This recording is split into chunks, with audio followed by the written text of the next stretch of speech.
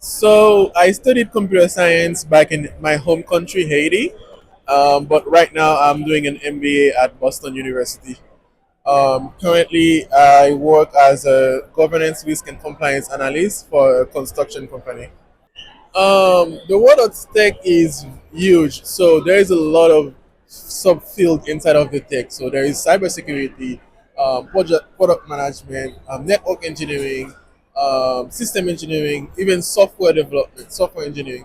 So the first thing I think you should decide what field do you like inside of the IT. So there is even data analytics. So let's say you like cybersecurity because this is the hot topic right now. One of the things that I would recommend is to start with the basic, like networking, understanding how switches, routers work. And if you don't want to be on the technical side of cybersecurity, you can always go into governance, risk, and compliance, which is what I do. So this field in cybersecurity requires technical skills, but more soft skills like communication, know how to question, how to interview people. Because what we mostly do is IT audit. So you can go into governance, risk, and compliance, which is a field right now which is very demanded because there is not a lot of people in it.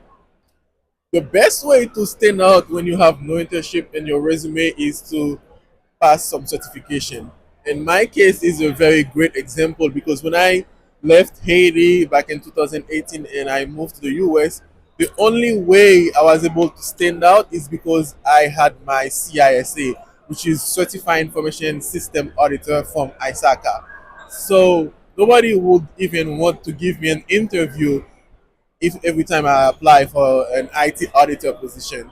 The only way I was able to get a job, my first job as an IT auditor, is because I was able to showcase that I'm serious about getting into IT audit by showcasing my certification because I had no actual IT audit experience to back up my candidature. So getting my CISA way before I apply was very helpful. So I write a nice cover letter to the hiring manager saying I am a certified information system auditor.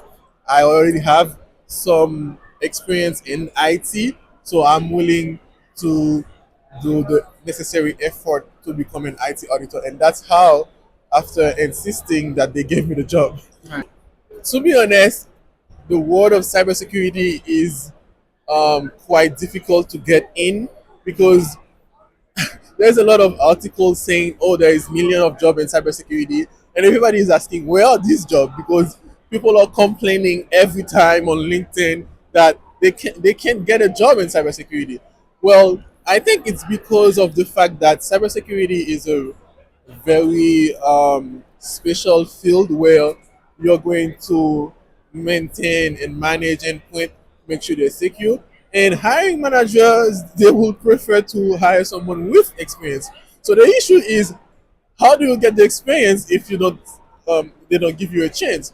So starting in as an intern or studying in a field in IT not related to cybersecurity is the way to go. So you can start as a desktop support, you can start as a system engineer, you can start as a network engineer, and then from there you can transition into cybersecurity. It's going to be way easier, especially if a position is getting open inside of the same company. You're working as a network engineer or a system engineer, and then you can showcase that you've been doing some lab at home.